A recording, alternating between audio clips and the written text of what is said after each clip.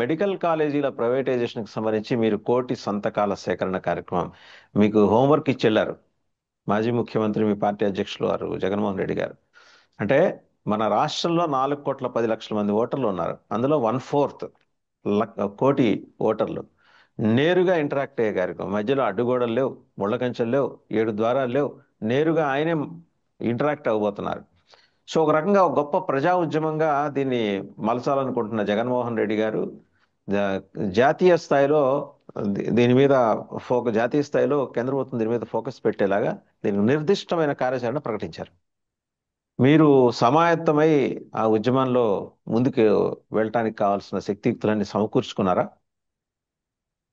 అన్ని అన్ని రకాలుగా. ఎందుకంటే ప్రతి నియోజకవర్గంలో కూడా విస్తృత స్థాయి పార్టీ మీటింగ్ అనేది పెట్టడం జరిగింది. ఆ పార్టీ మీటింగ్లో స్థానిక ఎంపీటీసీ, జెడ్పీటీసీ, ప్రెసిడెంట్లు, వార్డు మెంబర్లు, స్థానిక అనేక రకాల విభాగాలకు సంబంధించిన నాయకులతో మీటింగ్లు పెట్టి వాళ్ళకి ఒకటే చెప్తా ఉన్నాం. ప్రతి ఇంటికి వెళ్ళి ఏదైతే ప్రైవేటైజేషన్ చేస్తున్నటువంటి మెడికల్ కాలేజీని దాన్ని మనం ఆపాలని చెప్పి ప్రతి ఇంటికి వెళ్ళి వాళ్ళకి వివరించండి. ఏదో తూతు మంత్రంగా మీరు సంతకం పెట్టి వచ్చి వద్దు. మెడికల్ కాలేజ్ వల్ల మన కుటుంబానికి, మన రాష్ట్రానికి, ప్రజలకి ఎంత ఉపయోగకరము. ప్రైవేటైజేషన్ చేస్తే మన పిల్లలు డాక్టర్లు అవ్వలేరు. అదే ప్రభుత్వంలో అనుబంధమై ఉంటే 15,000 20,000 ఫీజు కట్టి ప్రతి ఒక్క బడుగు బలహీన వర్గాల నుంచి ప్రతి ఒక్కరికి కూడా చదువుకునే అవకాశం, డాక్టర్ అయ్యే అవకాశం ఉంటుంది. లేదు ఏబిసి అని కేటగిరీలు పెడితే ఏ కేటగిరీలకి 10 లక్షలు, బి కేటగిరీలకి 15 లక్షలు, సి కేటగిరీ వచ్చేసరికి ఎన్ఆర్ఐ వచ్చేసరికి 50 లక్షలు, 1,50,00,000గా మరి ప్రైవేట్ పరం పెడితే 2 కోట్లు 3 కోట్లు పెట్టుకొని చదివించే స్తోమత ఈ రోజుల్లో ఎస్సీ ఎస్టీ బీసీ మైనట్టు బడుగు బలహీన వర్గాలు, లో లో లో పావర్టీ లైన్ ఉన్నటువంటి వ్యక్తులకు ఉందా అనే విధానాన్ని గట్టిగా ప్రజలకు తీసుకెళ్ళాలి. దీన్ని రాజకీయంగా మాట్లాడద్దు. ఇది రాజకీయం కాదు. ఎందుకంటే విద్యా వైద్యం అనేది భారత రాజ్యాంగం ఇచ్చినటువంటి హక్కుల్లో ఇది ఫండమెంటల్ రైట్స్. ప్రతి ఒక్క పౌరునికి ఇది అందాలి. మన దేశంలో ఉన్నటువంటి ప్రతి ఒక్క పౌరుడు కూడా ఉచిత విద్య, ఉచిత వైద్యం ఖచ్చితంగా ఉండాలి, తప్పనిసరి. ఈ రెండు కూడా ప్రభుత్వ ఆధీనంలోనే ఉండాలి. ప్రైవేటీకరణగా చేయకూడదని ఒక ముఖ్య ఉద్దేశం ప్రజలకు చెప్పండి. అమ్మా, ఇది మేము రాజకీయంగా చెప్పట్లేదు. రేపొద్దున్న ఇది ప్రైవేటు సంస్థలకు వెళ్ళిపోతే మన పరిస్థితి ఏంటి? మనకి ఏదైనా ఇబ్బంది వచ్చింది, మనం ఎక్కడికి వెళ్తాం? ఒక మండల స్థాయిలో ఒక వ్యక్తికి ఒంట్లో బాగోలేదంటే అక్కడ స్థానికున్నటువంటి పిఎస్సికి వెళ్తాడు, అంటే ప్రైమరీ హెల్త్ సెంటర్కి వెళ్తాడు. అక్కడ ఒక 30,000 40,000 సామర్థ్యం గల ఒక హాస్పిటల్ అది, అంతవరకు అది చూస్తుంది. మరి అంతకన్నా పెద్ద దశ ఏం చేస్తారు? సిహెచ్సికి పంపిస్తారు, అంటే కమ్యూనిటీ హెల్త్ సెంటర్కు. అక్కడ సుమారు 1,20,000 1,50,000 అక్కడ ఉన్నట్టు ఒక నియోజకవర్గానికి సంబంధించినటువంటి హాస్పిటల్. అంతకన్నా లేదు, ఇక్కడ మేము మా దగ్గర పరికరాలు లేదు, మీరు చూసుకోవాలంటే ఇంకో పెద్ద హాస్పిటల్కి పంపిస్తారు. నేను అదే అవును. చెప్తాను సార్. స్థానికంగా హాస్పిటల్ ఉండడం వల్ల జగన్మోహన్ రెడ్డి గారు ఎంత దురదృష్టితో ఆలోచన తీసుకొచ్చారంటే సార్, హెల్త్ క్లినిక్లు పెట్టి ప్రతి ఒక్క గ్రామానికి హెల్త్ క్లినిక్లు పెట్టి ఎంఎల్పీలు పెట్టారు. మిడిల్ లెవెల్ హెల్త్ ప్రొవైజర్ అని చెప్పి ఎంఎల్పీలు పెడితే వాళ్ళు ప్రతిరోజు కూడా ఆ స్థానిక విలేజ్ను విజిట్ చేయడం, అక్కడ ఉన్న వ్యక్తికి ఎవరికైనా ఒంట్లో పోతే బ్లడ్ టెస్టులు చేయడం, అక్కడే ఆరోగ్య సురక్ష పేరు పెట్టి బ్లడ్ టెస్టులు చేస్తారు, వాళ్ళకు మందులు ఇస్తారు. 24 గంటలు ఆ హాస్పిటల్లో వాళ్ళు సేవలు అందిస్తారు సార్. ఎప్పుడైనా ఉందా సార్? భారతదేశంలో ఎక్కడైనా సరే ప్రతి విలేజ్లో కూడా హెల్త్ క్లినిక్లు పెట్టి 24 అవర్స్ సేవలు అందించే విధానం జగన్మోహన్ రెడ్డి గారు తీసుకొచ్చారు. 40 సంవత్సరాల రాజకీయ అనుభవం అన్నావు కదా, విజనరీ అన్నావు కదా, నీ జీవితంలో కానీ ఇటువంటి ఆలోచన ఎందుకు చేయలేకపోయా చంద్రబాబు నాయుడు గారు? నేను అంటా ఉన్నా. జగన్మోహన్ రెడ్డి గారు ఈరోజు నాడు నేడు కార్యక్రమం ద్వారా అవతల బడులు, యువతల ఏవైతే ఉన్నాయో హాస్పిటల్స్ ప్రతిది కూడా నీట్ అండ్ క్లీన్ చేశారు, డెవలప్ చేశారు, అన్ని ఎక్విప్మెంట్లు ఇచ్చారు. ఈరోజు మనం చూస్తే మన దౌర్భాగ్యం ఏంటంటే పీపీపీ విధానం జగన్మోహన్ రెడ్డి గారికి ఏం తెలుసు అంటారు. జగన్మోహన్ రెడ్డి గారికి పీపీపీ విధానం ఏం తెలుసు అంటే మీకేం తెలుసు అంటున్నా, మీకేం తెలుసని? ఈ పీపీపీ విధానం మేము తీసుకొచ్చింది కాదు, సెంట్రల్ గవర్నమెంట్ తీసుకొచ్చిందని అంటారని మళ్ళీ మళ్ళీ అటు చూసి ఇటు చూసి ఏమన్నారు? సెంట్రల్ గవర్నమెంట్ అన్నారు. ఎస్, ఒప్పుకుందాం, నీతి ఆయోగ్ ఆమోదించింది. నాబార్డు ద్వారా వచ్చిన నాబార్డు ద్వారా తీసుకొచ్చినటువంటి డబ్బుల ద్వారానే ఈ హాస్పిటల్ కట్టాలని. ఎస్, దానికి ఎగ్రీ అవుతాం, కాదనట్లా. మరి నీతి ఆయోగ్ చెప్పినటువంటి గతంలో ల్యాండ్ టైటిల్ యాక్ట్ అనేది తీసుకొస్తే దాన్ని బూమరంగ్ చేసి వైఎస్ఆర్ పార్టీ ఆ, ఈ మీ భూములందరూ దోసుకుపోతూ ఉంది. జగన్మోహన్ రెడ్డి గారు మీ యొక్క పంట పొలాల్లో వేసినటువంటి సర్వే నంబర్లో రాళ్ళపైన జగన్మోహన్ రెడ్డి గారి ఫోటో ఉంది, పాస్బుక్ల పైన ఆయన ఫోటో ఉంది. మీ భూములు లాక్కుంటాడని దుష్ప్రచారం చేసింది ఎవరంటే కూటమి ప్రభుత్వం కదా. మరి ఆ రోజున నీతి ఆయోగ్ చెప్పింది కేంద్ర ప్రభుత్వం తీసుకొచ్చినటువంటి ఆ ల్యాండ్ టైటిల్ యాక్ట్ ని మీరు ప్రజల్లోకి ఎలాగా దుష్ప్రచారం చేశారు. మరి ఇది కూడా తప్పే కదా. అసలు కేంద్ర ప్రభుత్వం పీపీపీ విధానాన్ని తీసుకొచ్చిందని మీరు చెప్తే కేంద్ర ప్రభుత్వం దాని డబ్బులు లేవా?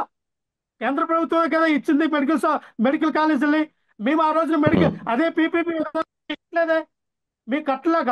కానీ జగన్మోహన్ రెడ్డి గారు ఏంటంటే కేంద్ర ప్రభుత్వం ఇచ్చినటువంటి ఏదైతే 60% నిధులు కేంద్ర ప్రభుత్వం సమకరిస్తుంది, రాష్ట్ర ప్రభుత్వం నుంచి 40% నిధులే కేటాయించాలి.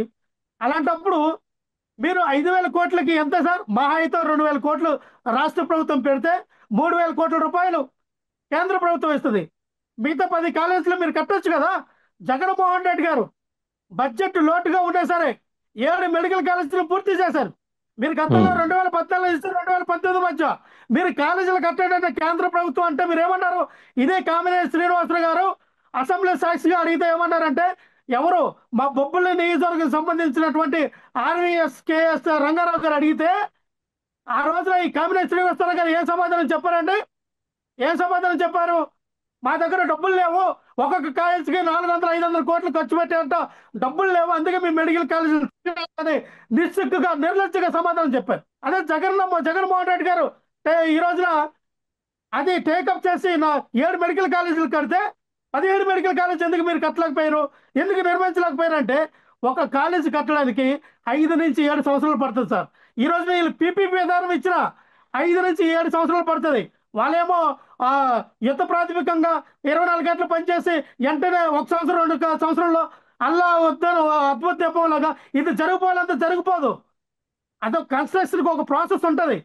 ఏ బ్లాక్ ఎప్పుడు రైట్, కట్టాలి ఏంటనేది అనుకూలంగా రైట్. ఆ ఇప్పుడు అయితే స్ట్రక్చర్ బిల్డప్ ఈ చేసుకుని వెళ్తాం. ఉద్యమాన్ని ఈ ఉద్యమాన్ని ఆ, మరి అంటే మీకు పెద్ద టాస్క్, ఎందుకంటే గవర్నర్ గారికి ఈ కోటి సంతకాలతో సేకరించి గవర్నర్ గారికి వినతిపత్రం సమర్పించబోతున్నారు. దాన్ని నెక్స్ట్ లెవెల్కి తీసుకెళ్ళబోతున్నారు జగన్మోహన్ రెడ్డి గారు. సో ఇది ఒక ప్రజా ఉద్యమంగా రూపుదిద్దుకోబోతుంది. ఎందుకంటే రేపటి డాక్టర్ల కోసం వారి తల్లిదండ్రులు అందరితో కలిసి చేస్తున్న ఈ కార్యక్రమాన్ని మీరు మీకంటూ ఆల్రెడీ యాక్షన్ ప్లాన్ ఇచ్చేశారు. ఇంకా దాంతోపాటు ఇంకా బోల్డెన్ అంశాలు కూడా ఉన్నాయి. ఎనీహౌ ఇవన్నీ కూడా రేపు ఆయన యూరోప్ పర్యటన ముగించుకొని లండన్ పర్యటన ముగించుకొని వచ్చిన తర్వాత వాటన్నిటి మీద మాట్లాడతారు. అండ్ చాలా కీలకమైన అంశం ఇంకోటి ఉంది లక్ష్మణ గారు. మీరు ఒకప్పటి ఉమ్మడి విజయనగరం జిల్లా, ప్రస్తుతం మీ చీపురుపల్లి నియోజకవర్గానికి లో ఉన్న జిల్లాయే ఇప్పుడు పార్వతీపురం మన్యం జిల్లా అయింది. అక్కడ ట్రైబల్ గర్ల్స్ అండి, ఆ ఏకలవ్య గురుకుల పాఠశాలలో 612 మంది పిల్లలు చదువుకుంటున్నారు. వాళ్ళు చదువు అక్కడే, నిద్రలు అక్కడే, అండ్ వాళ్ళ టాయిలెట్స్ కానీ వాష్రూమ్స్ కానీ చాలా ఘోరంగా ఉన్నాయి. మొన్న వాటర్ కంటామినేషన్ కారణంగా జాండీస్ బారినప్పుడు 2 పిల్లలు చచ్చిపోయారు. అండ్ మీకు మీ పార్లమెంటరీ నియోజకవర్గంలో మరి ఇవేమైనా అయితే మెడికల్ కాలేజ్ వచ్చేదేమో. దీనికి లేని కారణంగా 40-50 మంది పిల్లల్ని వైజాగ్ తీసుకెళ్లి ఆ, ఈ ట్రీట్మెంట్ ఇప్పించారు. జగన్మోహన్ రెడ్డి గారు కూడా వెళ్ళి మనం పరామర్శించి ఎక్స్గ్రేషియా ప్రకటించారు మృతుల కుటుంబాలకి. ఇప్పుడు health department, education department, tribal welfare department, మూడిటి మిజరబుల్ ఫెయిల్యూర్ అక్కడ కనిపిస్తుంది. మీరుండగా అక్కడ ఆర్ఓ ప్లాంట్ ఇచ్చారు. ఆర్ఓ ప్లాంట్ పాడైపోయిందని చెప్పి బోర్ వాటర్ ఎక్కిస్తుంటే ఆ బోర్ వాటర్ ఈ వాష్రూమ్స్ వాటర్ ఉంటుంది చూడండి, ఆ పైప్స్ తగిలి కంటామినేషన్ అయిపోయి పిల్లలు పాపం 3 నెలల క్రితం ఫైండ్ అవుట్ అయింది, కానీ పట్టించుకోవాలి. సో ఇలాంటి అంశాలు కూడా మీరు జనాలకు తెలియజెప్పాలి కదా. ఖచ్చితంగా సార్. వాసుదేవన్ గారు ఉమ్, ప్రతిదీ కూడా మేము ప్రజలకు చెప్తా ఉన్నాం. ఎందుకంటే భారతపురం నుంచి వైజాగ్ వెళ్ళాలంటే 150 కిలోమీటర్లు సార్. 150 కిలోమీటర్లు ప్రయాణం చేయవలసిన పరిస్థితి.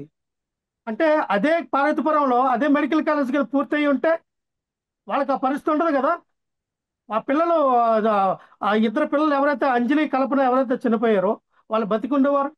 అలాగే 170 మంది పిల్లల్ని కేజీహెచ్కి తీసుకెళ్లకుండా ఇక్కడ ఈ హాస్పిటల్లో పెట్టేవారు. మేము అందుకే చెప్తా ఉన్నాం సార్, క్రిస్టల్ ఉమ్, క్లియర్గా మెడికల్ కాలేజీలు అనేవి గవర్నమెంట్ మెడికల్ కాలేజీలు అనేవి ఇక్కడ ఉమ్, రాజకీయం చేయొద్దని చంద్రబాబు నాయుడు గారికి చెప్తున్నాం సార్. విద్యా ఉమ్, వైద్యం ఉమ్. అనేది మనకి సంబంధించినది. మీరు రాజకీయం చేయొద్దు, ప్రైవేటైజేషన్ చేయొద్దు అని మేము చెప్తా ఉన్నాం. ఎందుకంటే అవును. కంటమినేషన్ అయినటువంటి ఉమ్, వాటర్ తాగడం వల్లనే ఇదంతా జరిగింది కాబట్టి అక్కడ జగన్మోహన్ రెడ్డి గారు ఎవరైతే చనిపోయారో ఇద్దరు పిల్లలకు కూడా 5 లక్షలు ఎక్స్గ్రెస్ ఇచ్చేశారు. రాష్ట్ర ఇచ్చారు, ప్రభుత్వం అవును రూపాయి ఇచ్చారు. కూడా అయితే లక్ష్మణరావు గారు, దీంతో పాటు అంటే ఇలాంటి బోల్డెన్ అంశాలు ఇప్పుడు రోజు తెర మీదకి వస్తున్నాయి. ఎందుకంటే గుంటూరు జిల్లాలో ఆ, రైతుల ఆత్మహత్యలు చూశారు, డయేరియా మరణాలు చూశారు. ఇక్కడ ఇవి మళ్ళీ గుంటూరు జిల్లా బీసీ హాస్టల్లో ఫుడ్ పాయిజనింగ్ చూశారు, 56 మంది పిల్లల్ని అడ్మిట్ చేశారు. సో చాలా అంశాలు ఉన్నాయి వైఎస్ఆర్సీపీ టేకప్ చేయాల్సినవి. మీరు వాటి మీద దృష్టి పెడతారని ఆశిస్తూ ఉన్నాయి సార్. మొత్తం ఈ కార్యకర్తలంతా. తొరకపాలెంలో సార్ ఆ, వాసుదేవ్ గారు, తొరకపాలెంలో ఉమ్, 35 మంది చనిపోయారు సార్. ఏ విధంగా అవునవును, అదే చనిపోయారు, ఎందుకు చనిపోయారు కూడా డయేరియా ఇంతవరకు మరణాలు. తెలియదు. ఉమ్, డయేరియా అంటే మరణాలని చెప్తున్నారు. ఇటువంటివి ఉమ్. ఆపడానికి కూడా, ఇటువంటి డయేరియా కూడా ఆపడానికి కూడా కంటామినేషన్ ఆఫ్ వాటరే. డయేరియా కూడా ఎస్, కంటామినేషన్ ఆఫ్ వాటర్ అంతే. డయేరియా కూడా ఉమ్. కంటామినేషన్ వాటరే.